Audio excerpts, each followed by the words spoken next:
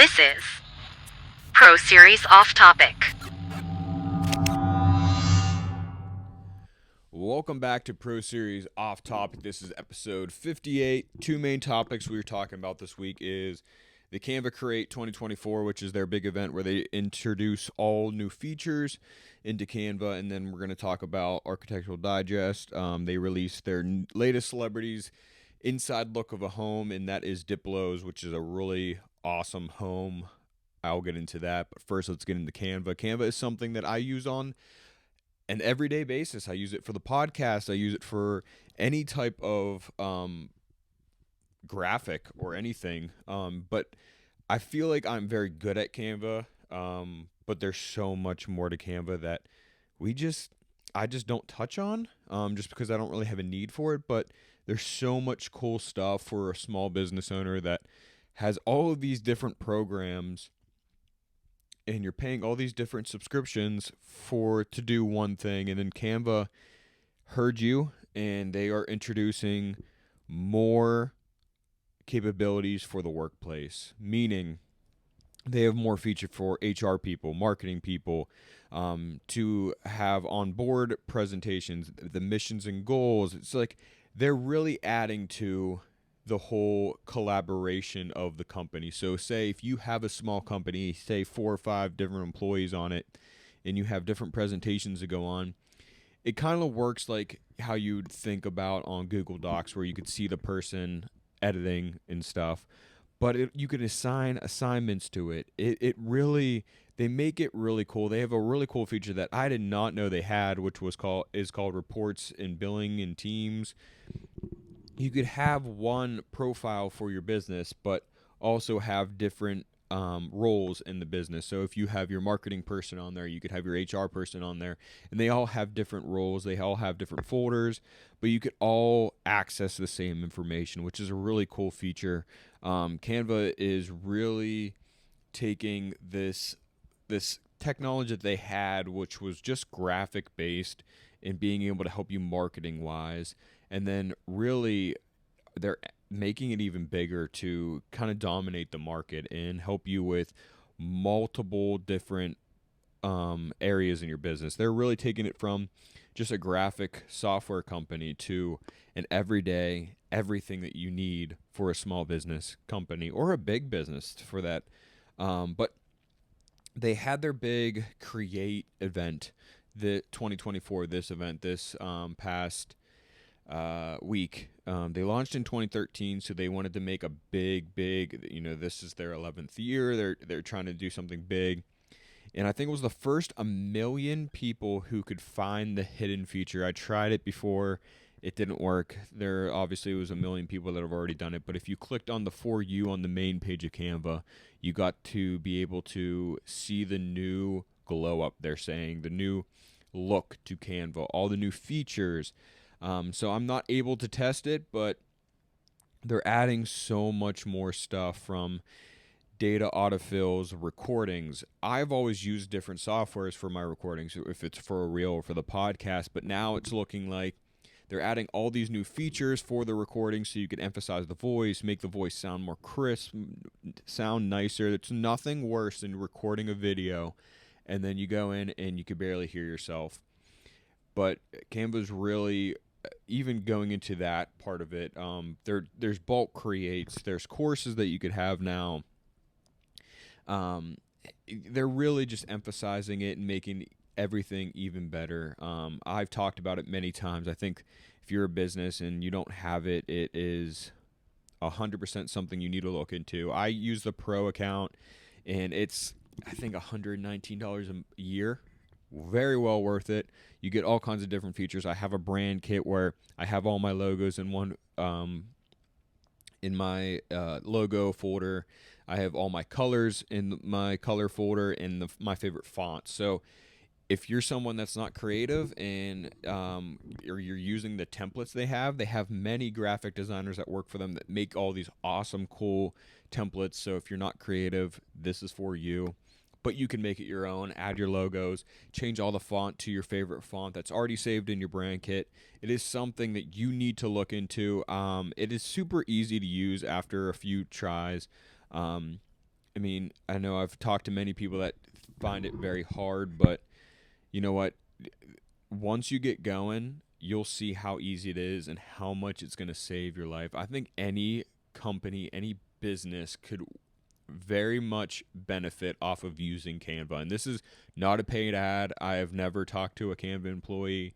I just feel very passionate about it. They have helped me through the years for so many different things with my Canva or for my social media presence. So definitely just it's a great thing. I'm reading here they have this meta check. I guess it helps you create multiple different um, it's like almost like their magic edit where they can make it into a reel or story or a feed post, but they do it as an AI. So they're really using the AI for good. It looks like they have spell checking now, which is insane. That's something I've always uh, really wanted. But go check this out. Canva is really helping us all out with growing the business and helping our online presence and branding.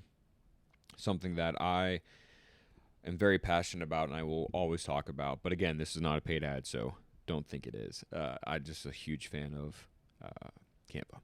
Let's get into Architectural Digest. If you follow them or you get their magazine, they always do a feature of a celebrity's home. It's always fun to do. They have a video of every single one of them on YouTube. It's kind of like a house type of or a Cribs, MTV Cribs type of thing, but it's a lot more in depth, a lot more design focused. Again, it's Architectural Digest, so they talk about the architect and all about the design process of it. So if you like that side of it, awesome videos to do. I'll just go down a rabbit hole and just watch them all. But we're going to talk about this month's feature, and this feature is Diplo, the DJ. He has a house this is in Portland, Jamaica. It is called Pompeii. It's on a 50-acre lot, and it took 7 years to make. He explained this all in the YouTube video, so go check that out. Everything is open air, which is really cool. So if you're in the kitchen, you could open up all the doors, all the windows, everything, and just enjoy the jungle that this house is built on the side of. It has an infinity pool that literally overlooks the valley of this huge jungle. The views are absolutely insane. All the bedrooms in the house are situated to overlook this valley in the pool. On the end of the pool, he had this muralist or this artist, Sophia Dodono. Sorry if I missed that. But they have this mural of, it's supposed to mimic plant cells, and it also doubles as an outdoor shower. It's a really cool feature. It looks really cool with this house. This house is a very raw cement look to a house that he wanted to bring in because it was so unique to Jamaica. I love how it's not polished. It is just, they did the form and took the forms off of the concrete and it's just raw. It looks so cool that way. Very glad they did that. He even goes into the furniture of the house. A lot of the furniture was custom made.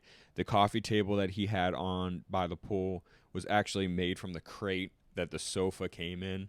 So he really just utilized every material possible. That poor concrete foundation was so new to Jamaica, like I just said, but it looked awesome because it's not polished, it's not perfect. It is just that unique, raw concrete that you'd see in a foundation almost, but he did it for the whole entire house. Freesell was the architect of this job in New York. He was one of Diplo's favorites, so he brought him into this job that took 7 years. And then he goes into the master bedroom, which is really cool, and into the master bathroom, which was very unique. They have that big shower that everybody's seeing now. But there's also the cold plunge that is in the shower. So you could go from the shower, a hot shower, to the cold plunge or vice versa, which is really cool. And then they have the outdoor bath, which is very interesting. I thought it was a hot tub, but it was actually a bath. In the bathroom vanity is very interesting. I like it. I don't know how functional it is. The vanity mirror is kind of laying on the vanity itself, kind of propped to an angle to see whoever's standing there, but it's not on the wall like you're used to. Maybe it's just that I'm not used to it, but it's a very cool thing. Hop down to his gym. He has a 2-story gym. Rock climbing wall kind of features both floors. The lower level of the gym is all weights and all the equipment there, and then the second floor is all cardio. It's an awesome gym. I would love to have that. He also has a 2-story library, and then he gets into this music studio that he really designed to kind of fit the 70s theme, all the materials, all the decor, very 70s driven. And then he has a studio lounge, which is really cool room. He has this raw flooring. You think of flooring is very smooth and very polished. This is little rock that is very unique and raw. It's not flat. It's very rocky. It looks like almost like a pad. I wouldn't even say a patio because a patio would be more flat. It is just the raw rock. They didn't flatten it. They didn't shave it down to make it more floor like. It just looks awesome. It's white. They like painted it or limestoned it white. It looks awesome. And the lower level, there's a bedroom for the studio. But I highly suggest you go check this video out on YouTube or Architectural Digest social media. It's Diplo's house called Pompeii in Portland, Jamaica. Definitely a cool house to look at. The architecture is absolute masterpiece. I love this house. I love this architecture. I love the rawness of the materials that are used in this home. It is just beautiful on the side of a Jamaican jungle. It is beautiful. Go check that out. Next up, let's get into country music. Let's get into the new music of the week. Not much that came out this week, but first up, we're going to talk about one of the topics that we talked about last week, ACM Awards. Dua Lipa and Chris Stapleton sang a version of his song off of his latest album called Think I'm in Love with You. They released it this past Tuesday, but it is the live version. Unfortunately, I know I was a little bit disappointed, but it's nice to actually have something on your phone with that version. Hopefully they'll have a studio version, but it's such a great song. Go check that out. It's called Think I Am in Love with You by Chris Stapleton and Dua Lipa. Zach Bryan, it came out with his first single for his next album, The Great American Bar Scene. This single is called Pink Skies. Great song. Zach Bryan is really pumping out that music. He's really listening to his fans that they just want that constant music, and I feel like he doesn't care about awards. He doesn't care about number ones. He just cares about releasing good music, which bravo to him. Can't wait for this new album. This song's great. And yeah, so next up, another song off the Twisters, the album. Bailey Zimmerman came out with a song that he's been kind of teasing on social media, but it's called Hell or High Water. Great rockin' song for him. Slower too, but it's a great song. Next up, Midland. Midland's a band that I've always liked. They have that classic, trio type of country sound that you're used to from way back in the day. But this song's called Old Fashioned Feelings. Great song.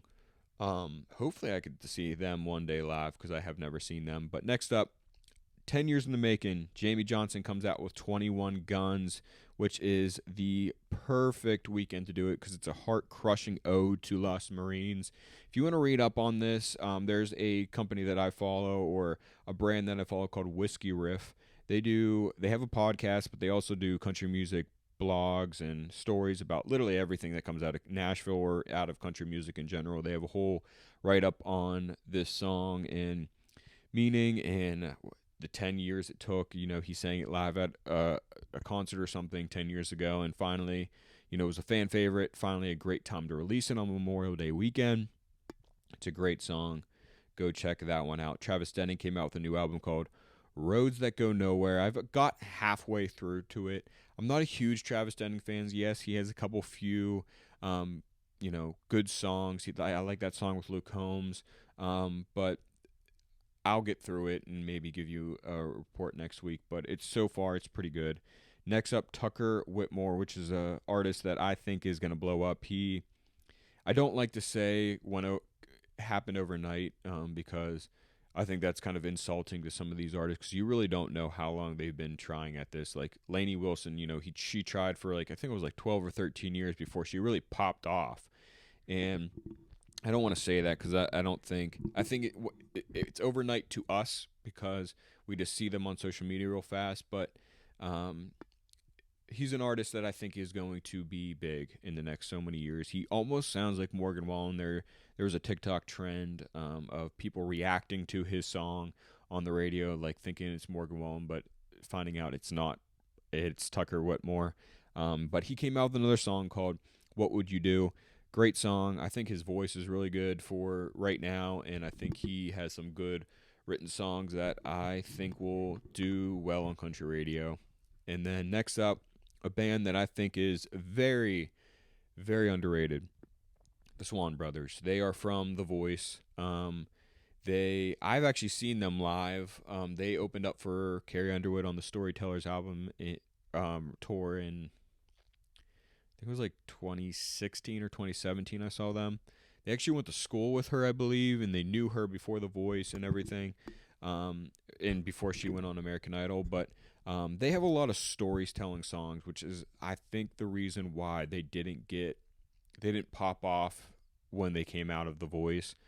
That wasn't really popular, and that's not what was taking at that time in country music. I think that was the bro country era where they just weren't fitting that mold. They weren't moving into that mold, which is very, very impressive that they are standing their ground. They're sticking to what they love. But finally, I think country music is moving into that generation of back to that traditional sound, that storytelling feel to the songs. And this song called Rifle Left Behind, which I think is part of their Imagine Cabin sessions. Great song. Just go check out their whole catalog of music. It's great. They have some really great songs. Some really, really sad stories too in the songs. But go check that out. They are a great band. Into the media base chart, number 5 this week, who was our number 1 last week? Jordan Davis with Tucson Too Late. Number 4 this week, Kenny Chesney with Take Her Home. Number 3, Jelly Roll with Halfway to Hell. Number 2, Bailey Zimmerman, Where It Ends. And the new number 1 this week is Tyler Hubbard with Back Then Right Now. That's all I have this week. We have another Pro Series that comes out early, middle of the week, so check that one out. And I hope you have a great rest of the Memorial Day weekend, and we will talk next week.